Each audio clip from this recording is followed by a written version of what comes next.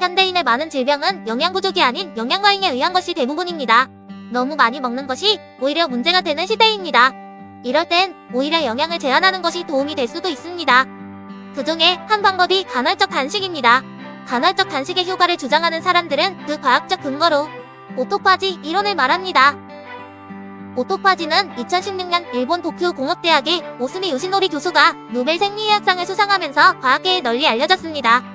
우리 몸은 수많은 세포로 이루어져 있습니다. 이 세포 안에서 우리에게 필요한 에너지와 물질들이 만들어지는데요. 이 과정에서 생긴 불필요한 노폐물이나 손상된 세포기관들을 치우고 재활용하는 것을 오토파지라 부릅니다. 오토파지는 스스로를 먹는다는 뜻으로 우리말로는 자가포식이라 부릅니다. 세포는 오토파지로 빠르게 에너지를 얻을 수도 있고 세균 등에 감염되었을 때 오토파지를 통해 세균이나 바이러스를 없앨 수도 있습니다. 사람이 출생을 하기 전 처음 세포 분화를 하는 과정에서도 오토파지가 필수적입니다. 우리 몸의 노화를 억제하는 조절자로도 작용합니다. 간헐적 단식의 과학적 근거로 오토파지가 소개된 이유는 단식 등으로 인해 세포가 영양분을 충분히 공급받지 못하면 오토파지 활동이 활발해지기 때문입니다. 가장 쉬운 간헐적 단식 방법이 저녁 식사를 굶거나 아침 식사를 굶어서 하루 중 12시간에서 16시간 동안 단식을 하는 것입니다. 단식 시간 중에 간식을 먹어 영양분을 공급하면 오토파지를 통한 효과를 볼 수 없어 헛수고가 돼버립니다. 물이나 아메리카노, 차 정도의 음료는 괜찮다고 합니다. 우리 몸은 오토파지를 통해 세포 내 구성 요소들을 분해해 에너지도 얻고 생존에 필요한 재료를 재활용할 수 있습니다. 오토파지가 제대로 일어나지 않으면 기능이 떨어진 세포기관과 노폐물들이 세포 안에 점차 쌓이며 여러가지 질병이 생길 수 있습니다. 스웨덴 카롤린스카 의대 노벨위원회는 오스미 요시노리 교수에게 2016년 노벨 생리의학상을 수여한 이후로 우리 몸의 기초가 되는 세포의 생리작용을 조절하는 중요한 현상을 발견하였다. 인류가 각종 질병을 이해하고 치료법을 연구할 수 있는 새로운 시각을 제공했다라고 말했습니다. 그 후 많은 과학자들이 오토파지를 발견하기 위한 연구에 뛰어들었습니다. 또한 사람의 질병을 치료하는 치료법으로도 활발히 연구되기 시작했습니다. 오토파지를 활성화하는 약이 개발되면 세포 안에 쓰레기가 쌓여 발생하는 여러 질병들의 치료 가능성이 높아지기 때문입니다. 그러나 오토파지에 대한 본격적인 연구가 시작된 지는 얼마 되지 않았습니다. 아직 의학계에는 오토파지에 대해 모르는 것이 너무 많습니다. 아직까지는 대부분이 동물에 대한 연구이고 사람을 대상으로 한 대규모 연구가 많지 않습니다. 간헐적 단식에 대한 연구도 단기적일 뿐이고 대규모 연구가 적습니다. 간헐적 단식을 지속적으로 하기 어렵기 때문입니다. 간헐적 단식을 중도 포기하는 이유는 무엇일까요? 바로 공복 스트레스 호르몬 코르티솔이 있습니다. 소화기관이 기어 공복감을 느끼면 뇌는 생명을 위협받을 수 있다고 경고를 하게 됩니다.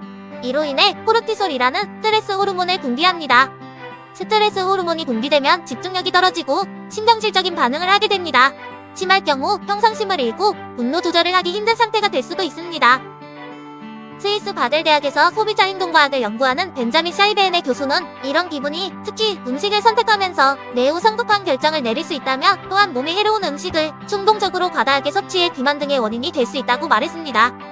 하버드대 보건대학원 영양학과 학과장우 박사는 오랜 기간 운동이나 단식 같은 매우 힘든 일을 한 후 스스로에게 보상을 하고 싶어하는 것은 인간의 본성으로 단식 이후 건강에 좋지 않은 식습관을 탐닉할 위험이 있다고 말했습니다. 공복에 생기는 코르티솔이라는 스트레스 호르몬이 결국 과식이나 폭식을 하게 만드는 것입니다. 코르티솔은 또한 식욕마저도 자극합니다. 스트레스를 받으면 탄수화물과 당분이 높은 음식에 끌리는 이유입니다. 스트레스를 탄수화물과 당분 높은 음식으로 계속 풀게 되면 결국 탄수화물 중독에 빠지게 됩니다. 정제 탄수화물과 단순당 중독은 필연적으로 내장지방 비만을 만들고 당뇨병, 고혈압, 협심증, 뇌졸중 같은 온갖 질환을 불러옵니다. 전 영상에서 소개시켜드린 캐나다 맥메스터 대학 인구보건 연구소의 연구 결과대로 밀가루 같은 정제 탄수화물을 주로 먹으면 조기 사망 위험 27% 증가, 심장 관련 질병 위험 33% 증가, 뇌졸중 위험은 47%나 증가하게 됩니다.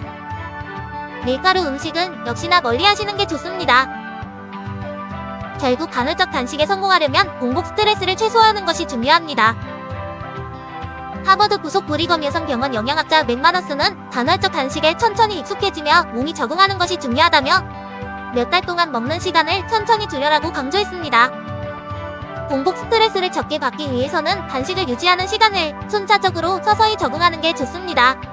시간에 집착하기보다는 자신의 생체 리듬과 활동 시간에 따라 식사와 단식 시간을 정하는 것이 중요하며 무엇보다 몸에 무리를 주지 말아야 합니다.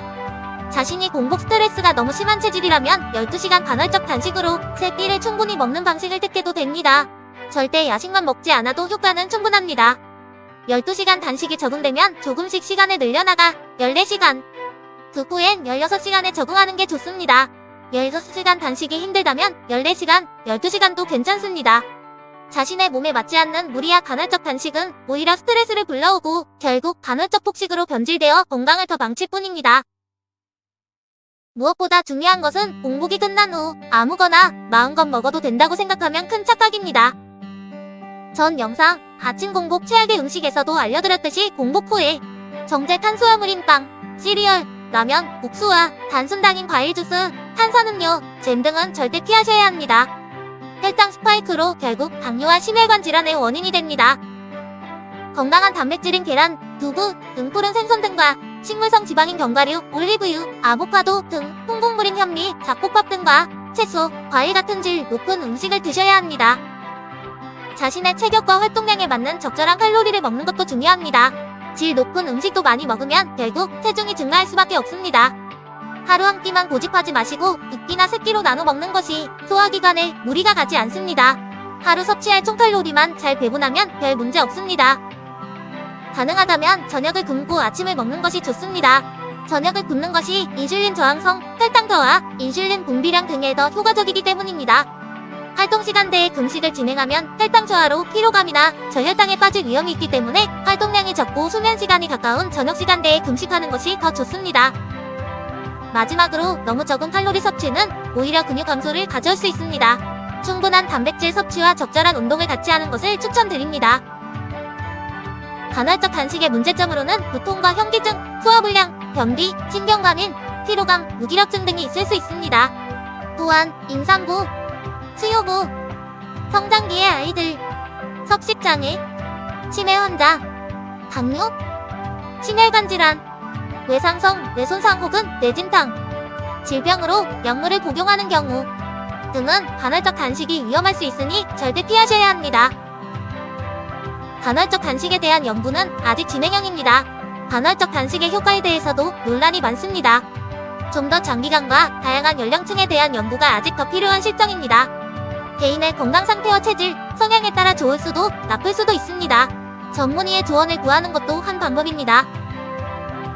미국 터프투데이의 앨리스 리히텐슈타인 교수는 간헐적 단식을 시도하거나 식사 간격을 제한하는 것이 개인적인 성향에 맞아 도움이 되는 사람도 있겠지만 많은 사람들은 장기적인 변화를 보거나 체중 감량을 유지할 수 있을 만큼 충분한 시간에 걸쳐 이를 지속할 수 없다고 말했습니다.